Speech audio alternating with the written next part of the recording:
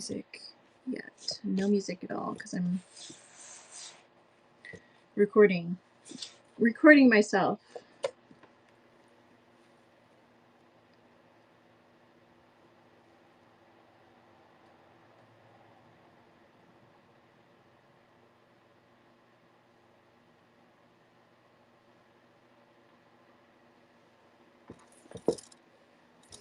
Hello, Malik. You're back. How was your weekend?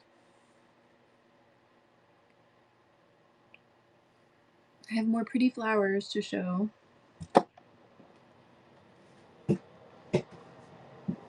Andrew, good morning. And I was picking these irises, and 3 of the heads fell off. So I don't know. Sometimes I like to tear flowers apart. So maybe we can do that really quick. But here's the ones that I picked this morning. Do they look weird? Do they look photoshopped? Here's this cool vase. I love this vase because it has a cobalt blue bottom and this bright yellow top. And it's a fan, so you don't have to have too much skill arranging the flowers, especially if they're tall flowers like irises or glads.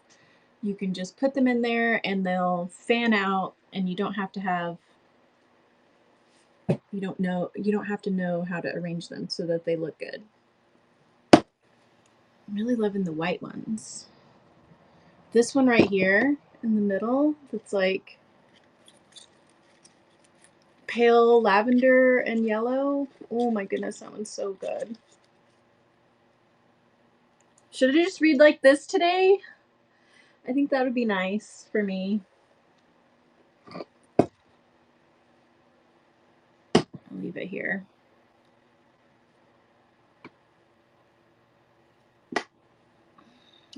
It's fanned out so much. I'm gonna have to put it over here on this other table.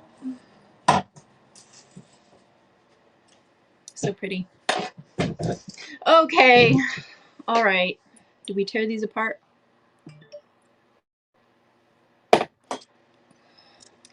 They're already started to curl up just since I picked them a little while ago. But they have my hair's in them. They have like 3 main. If you look up on the underside, they have these 3 main big petals, and this is the fleur de lis flower, like the French fleur de lis. Did you know that? I feel like I didn't know that until just a few years ago. Satisfying. Look at those. Tongues? What do you call those? I wish I knew flower anatomy.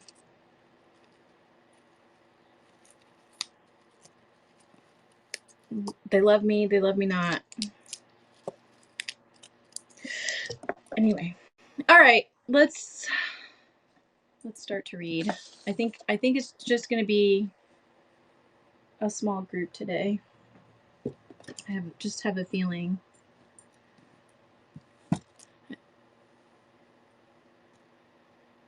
You didn't know that this was the fleur de lis flower, the French national symbol flower? Yeah. Just look at there's all kinds of lore and story about irises. And I believe even the name Iris is some goddess, which I can't even tell you right now. I wish I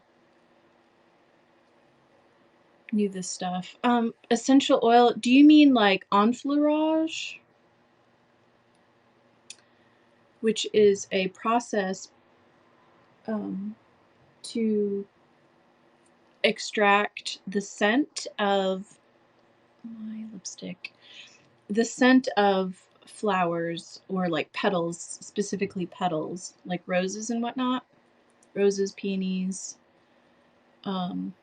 There's a way to make a perfume if you have a like a little shallow dish, and you fill it with like a waxy oil, like beeswax mixed with, I don't know, um, olive oil. We'll say olive oil has kind of a scent, so that's not really a good example, but like maybe like coconut oil, which also kind of has a scent. Anyway, there's a like a waxy oil, and you put it in a shallow dish, and then you can score the oil, and they do this in France too. Here too, everywhere, but it originated in France. You score the oil, and then you lay the petal on top of the oil, and you let it sit for a day, and then Isis is, but there's another goddess called Iris, which is this flower, Iris. And I feel like I don't know if she's African. Isis is African, yes, but there's a goddess called Iris, like Iris the flower, and also Iris our eyes with an R. Anyway, with enfleurage, you lay the petals down, and then the next day or a couple days, you peel them up, and then you like mix the wax all together, and then you score it, and you lay a fresh layer down, and it's very time consuming. But you end up with this perfume oil that you can. It's a much like more truer scent than if you were to like take a bunch of petals and process it through a distillation, like a still, to extract through like steam and heat. But anyway, if you were to buy it, it's quite expensive because it's so hands-on and so time consuming, and like you have to put every little petal down. And that's my TED Talk about perfume oils. It's fun to do though. If you have maybe a couple of old like apothecary roses, old perfumers roses, maybe you have like really old heirloom roses in your yard, that I would do it with that. Smell good. Has anyone made rose petal sugar? It's kind of the same process too. In this book, Anne of Green Gables, they do mention a few different things. At one point, they mention a cordial. There's a funny scene with that. Look at my cat. Look how he's laying. Oh my gosh. Oh, I should show you Andrew. Look at that monstrosity. Look at that. Have you ever seen a pillow like that big? It's okay. You can say yes or no, but that thing's huge. I had the biggest spouse pillow I've ever seen. It's like if you could win spouse pillows at a carnival, that would be the one. Look how weird that is. I'm talking about it, and then he goes, I know, right? And then he goes and I've been wanting one for a while. I've been wanting one for a minute, and I wanted one with pockets, because I've seen them before, pockets on the arms. that you can put like a pen or a notebook or your phone in. But this thing is huge. Like, I have it sitting on top of my little pillows, but when it's not sitting on top, I know he can understand us. When it's not sitting on top, when it's sitting flat and I'm leaning back against it, I I can still, like, my head will be resting on the top of it. It's so huge. Anyway, like a breaching whale. Marry me, breaching whale. If only they could bring me, if only my pillow could bring me a cup of hot tea or something. I would be set. I would be set. Now I feel like I have to read this way so we can see Crookshanks. We'll try it for a minute. Crookshanks in my messy nightstand over there. I need to get a new quilt too, because this is like a hand embroidered quilt, and the fact that the cat is laying on it kind of is like upsetting. I mean, I don't know that this quilt, because it's like hand stitched, all this is hand embroidered, like, that's not a good idea. But I didn't have a thin quilt that size for this bed, because I've always had bigger beds. Anyway, little by little, thing by thing, I'm accumulating a life, right? Chapter 5, Anne's history. We get to learn a little bit about this orphan waif that has come to land at Green Gables. We don't even know if Anne is going to stay or not. Do we? We don't even know if she's really here. Why do I feel like I'm so close and zoomed in? Do you know, said Anne confidentially, I've made up my mind to enjoy this drive. It's been my experience that you can nearly always enjoy things if you make up your mind firmly that you will. Of course, you must make it up firmly. I am not going to think about going back to the asylum while we're having our drive. I'm just going to think about the drive.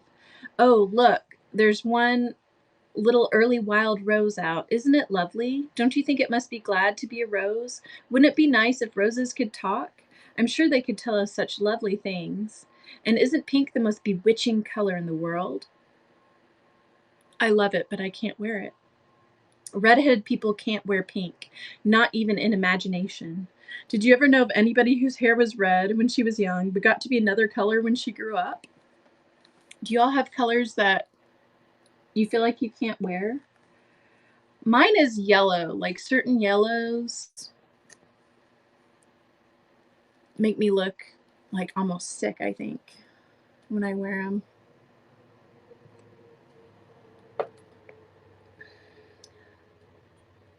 And I need to take this deciding firmly that you're going to enjoy things to heart. No, I don't know as I ever did, said Marilla mercilessly. And I shouldn't think it likely to happen in your case either. Anne sighed. Well, that is another hope gone. My life is a perfect graveyard of buried hopes. My life is a perfect graveyard of buried hopes. I feel like this sometimes myself. That's a sentence I read in a book once, and I say it over to comfort myself whenever I'm disappointed in anything. I mean, it is comforting if it's going to be a graveyard of buried hopes. I'd rather it be a perfect graveyard of buried hopes, right? I don't see where the comforting comes in myself, said Marilla. Why, because it sounds so nice and romantic, just as if I were a heroine in a book, you know? I'm so fond of romantic things and In a graveyard full of buried hopes is about as romantic a thing as one can imagine, isn't it? I'm rather glad I have one. Are we going across the Lake of Shining Waters today? We're not going over Barry's Pond, if that's what you mean by your Lake of Shining Waters. We're going by the shore road. Shore road sounds nice, said Anne dreamily. Is it as nice as it sounds? Just when you said shore road, I saw it in a picture in my mind, as quick as that. And White Sands is a pretty name too, but I don't like it as well as Avonlea. Avonlea is a lovely name. It just sounds like music. How far is it to White Sands? It's 5 miles, and you're evidently bent on talking. As you're evidently bent on talking, you might as well talk to some purpose by telling me what you know of yourself.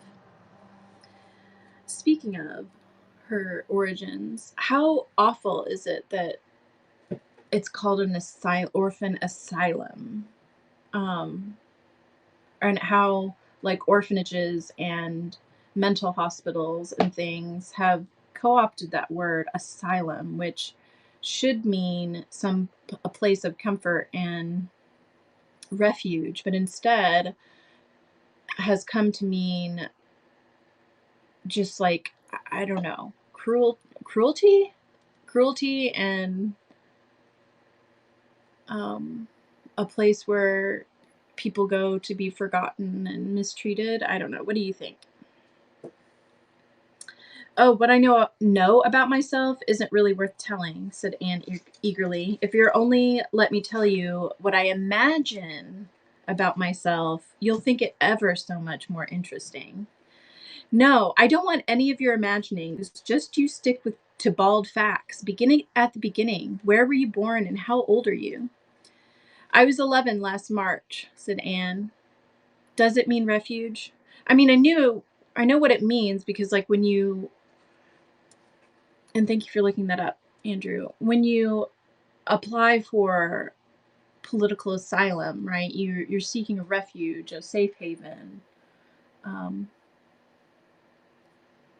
And I'm sure back when they had asylums, like it had a different ring to it. Like maybe it did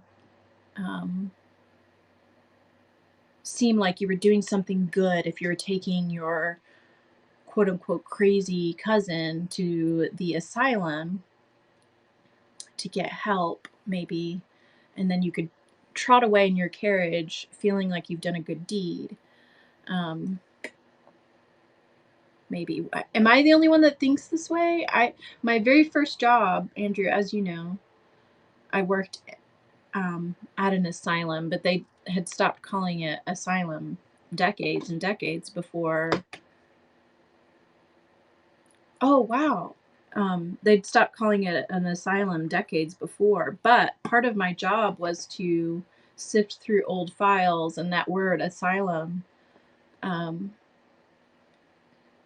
came up so much. And now it's like, if you go to an asylum, like, you don't even use that word asylum anymore in reference to mental hospitals or orphanages, do you? I don't ever hear it except during Halloween or like some kind of haunted situation or movie, right? Has so much negative connotation now. Oh, we've gone off track. No, I don't want any of your imaginings. Just you stick to bald facts. Begin at the beginning. Where were you born and how old are you? I was 11 last March, said Anne, resigning herself to bald facts with a little sigh, and I was born in Bolingbroke, Nova Scotia. My father's name was Walter Shirley, and he was a teacher in the Bolingbroke High School. My mother's name was Bertha Shirley. Aren't Walter and Bertha lovely names? I'm so glad my parents had nice names. It would be a real disgrace to have a father named, well, say Jedediah, wouldn't it? And wouldn't it still today? Oh, I'm awful. I guess it sounds like a Duggar. Sounds like a Duggar name. I won't be able to put this podcast anywhere. I guess it doesn't matter what a person's name is as long as he behaves himself, said Marilla, feeling herself called upon to inculcate a good and useful moral. Well, I don't know, Anne looked thoughtfully. I read in a book once that a rose by any other name would smell as sweet, but I've never been able to believe it. um, I don't believe a rose would be as nice. Oh, sorry, I'm so able prone to distraction today, but uh, I didn't know any of the scandal surrounding the Duggar family as of late until it popped up yesterday in my news feed. So that was a hole that I fell down. Um, but yeah, it's like how do we how do you tell the world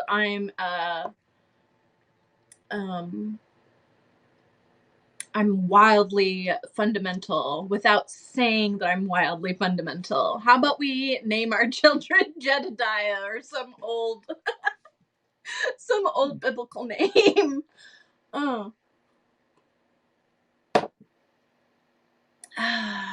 Do we spin off talking about fundamentalism? And fundamentalism can be found in every religion. It's not just a Christian phenomenon, even though we feel like it is here.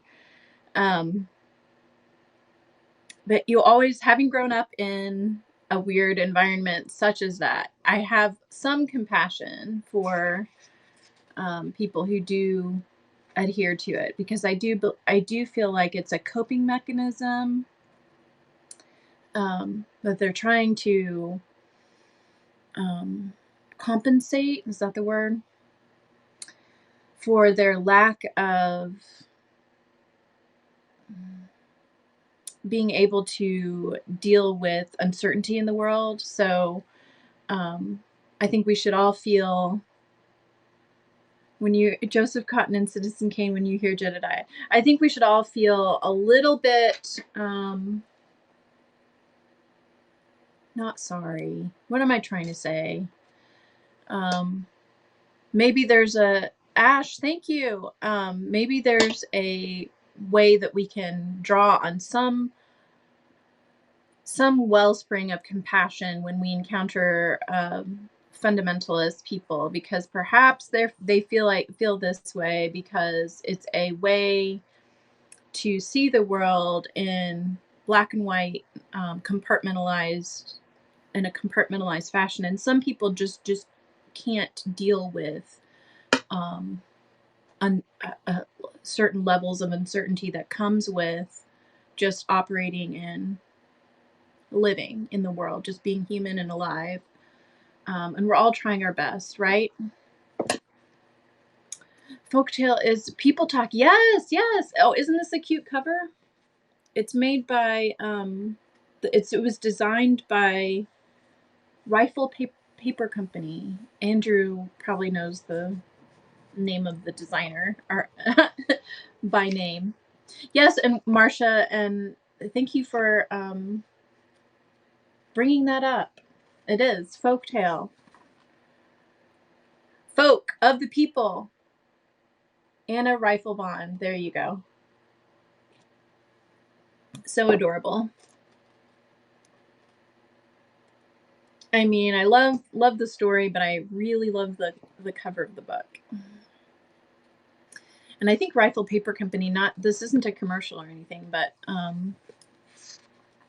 oh no, I don't have any skill designing. That has little scenes from the story on the inside cover, which I haven't shown you before. But this is Anne, and not to spoil it, but that's Diana, and this is Gilbert, who's another character you'll get to know here soon. Let me finish this. I'm almost. We're close, and we're we got sidetracked by Jedediah, but we're close to learning more about Anne's backstory. Well, I don't know. Anne looked thoughtfully. I read in a book once that a rose by any other name would smell as sweet, but I've never been able to believe it. I don't believe a rose would be as nice if it were called a thistle or skunk cabbage. I suppose my father could have been a good man even if he had been called Jedediah, but I'm sure it would have been a cross, like a cross to bear. Well, my mother was a teacher in the high school too, but when she married father, she gave up teaching, of course. A husband was enough responsibility. Mrs. Thomas said that they were a pair of babies and as poor as church mice. And I forgot this whole section of the book. And Tate asked earlier if we do get to know what happened to her parents, and I guess we do get to know some bit. They went to live in a weeny teeny. I always say teeny weeny, but here it says weeny teeny. Have I been saying it wrong this whole time? They live in a weeny teeny little yellow house in Bolingbroke. I've never seen that house, but I imagined it thousands of times. It must have had honeysuckle over the parlor window and lilacs in the front yard and lilies of the valley just inside the gate. Yes, and muslin curtains. In all the windows. Muslin curtains give a house such an air. It does. It really does. I have to have light curtains. I have to have light, period.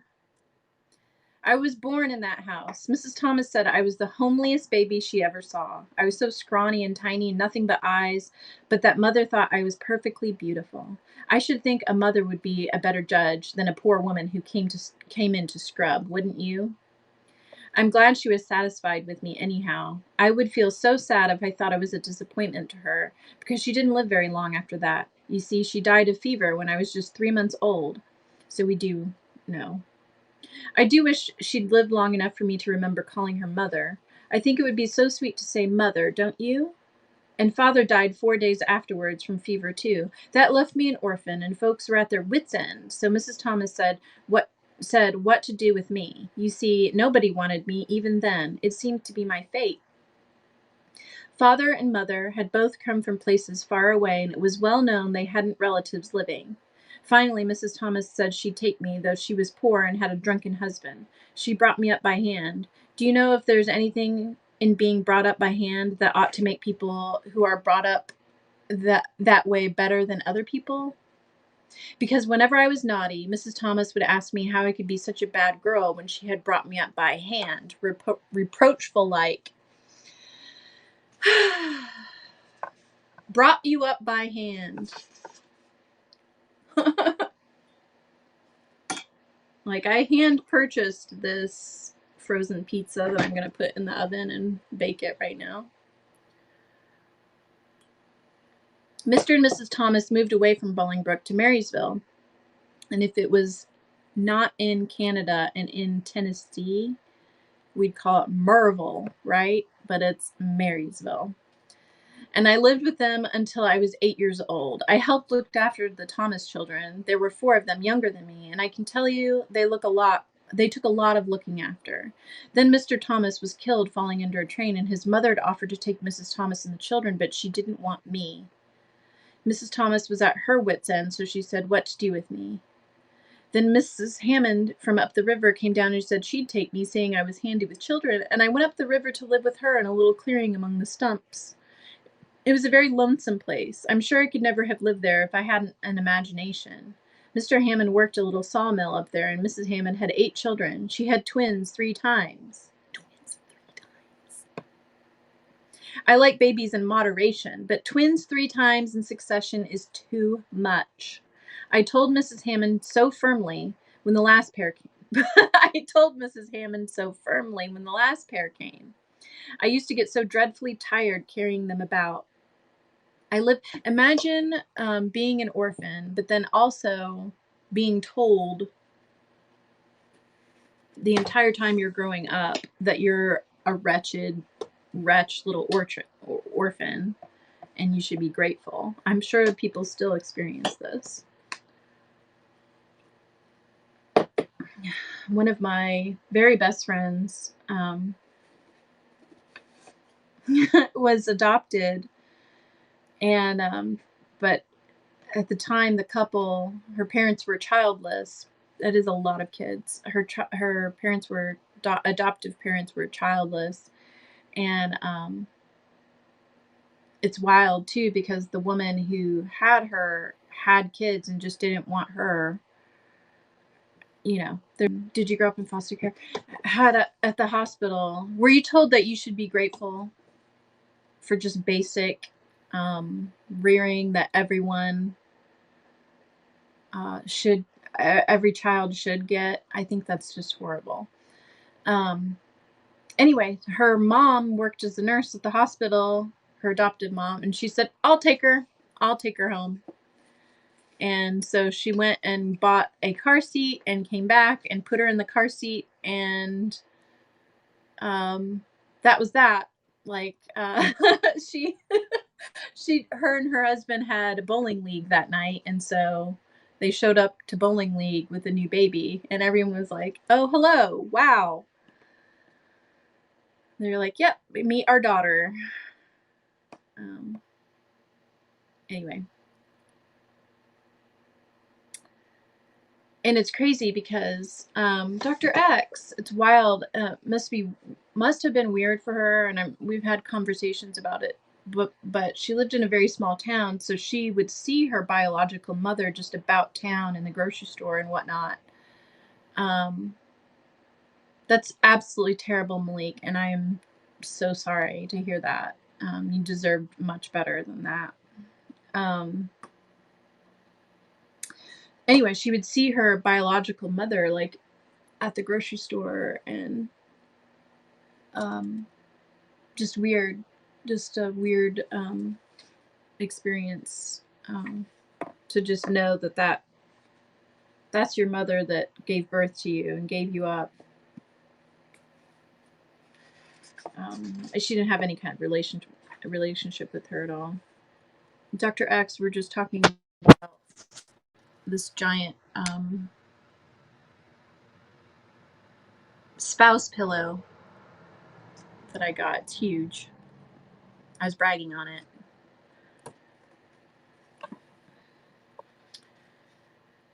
Okay, so she lived with Mrs.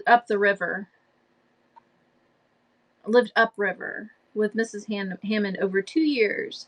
Then Mr. Hammond died, and Mrs. Hammond broke up housekeeping. She divided her children among her relatives and went to the States. No, I found it at the store, and I said to myself, Self, that is the hugest spouse pillow I have ever seen, and I think I should get it. I really wanted one that had pockets and, that you could put your phone in and stuff and be all organized, but it didn't work out. I have to settle with a breached whale pillow. So life that isn't for everyone to live. Not everyone is built for or to handle it. Well, no. That had to have shaped you in such a way, and I can't imagine. You thought, no, why? Oh, because of COVID? I'm vaccinated, but here in Illinois, the Brazilian strain, it's B. I can't remember the number of it. That's why I guess people are calling it Brazilian. They're calling it Brazilian because it was circulating in Brazil and really devastating crumbled their healthcare system, basically. But anyway, Illinois is like the number one state on the rise for that strain variant right now, which is not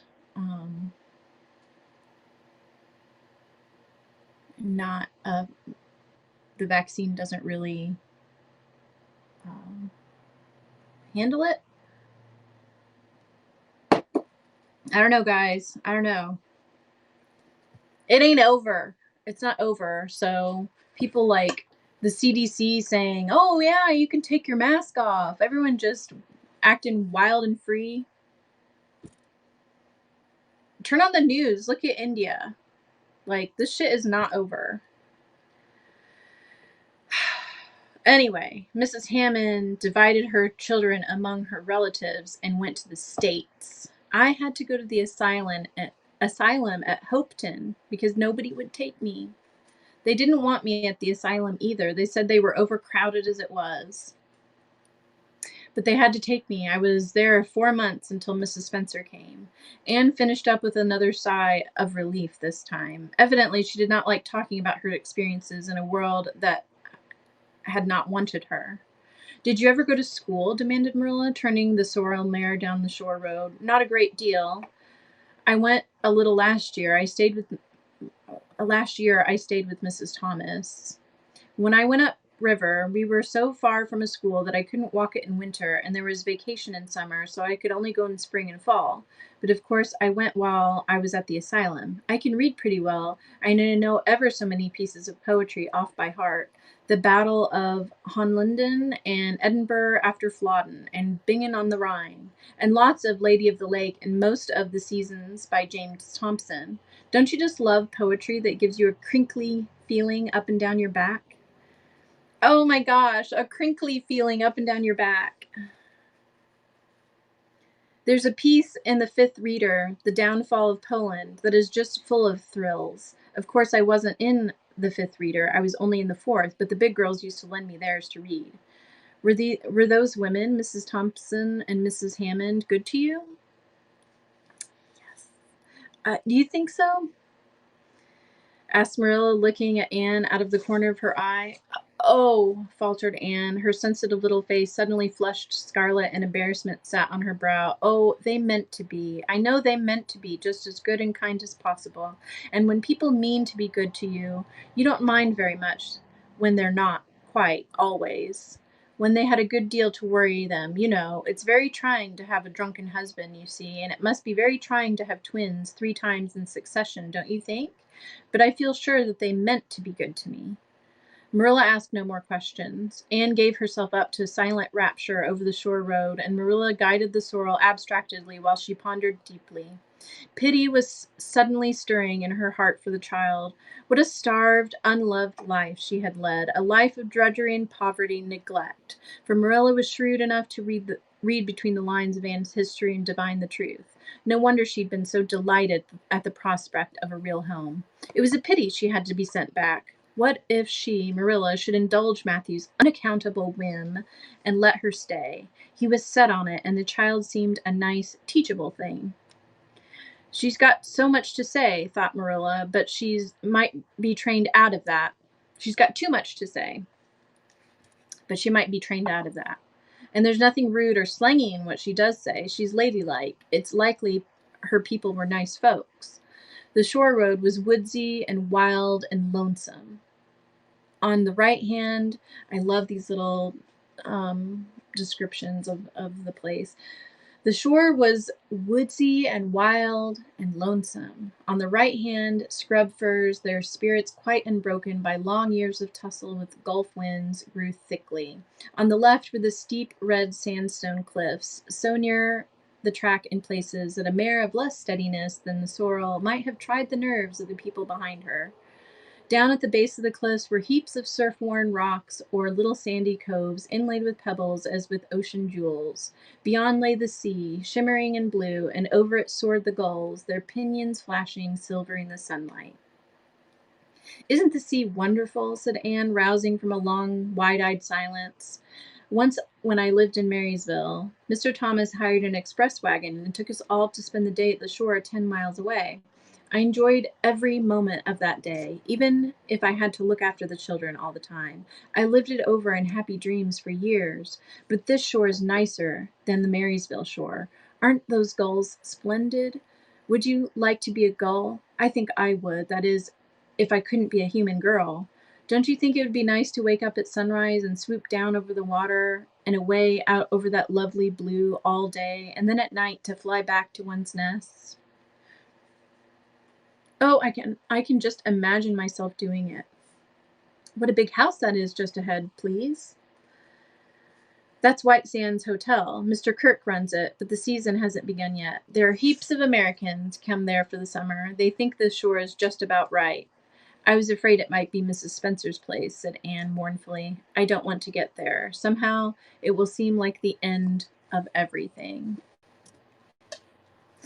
Oh, well, we'll read chapter 6 next time, but just to give you a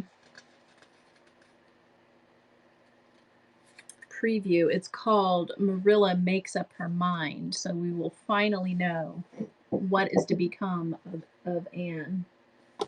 She will no longer be Anne of the Asylum. There's not much longer to be Anne of the Asylum. Asylum Anne. Wow, she's Asylum Anne for the first 5 chapters of this book. That's wild to think about. All right, folks. That's it. What do we think? Are you still enjoying it? Are you still loving Anne? Or is this just another what is it? Dead dream in a graveyard of a perfect graveyard of buried hopes. That's the best line in this chapter. All right, I'll see you Wednesday morning at 9 a.m. Chicago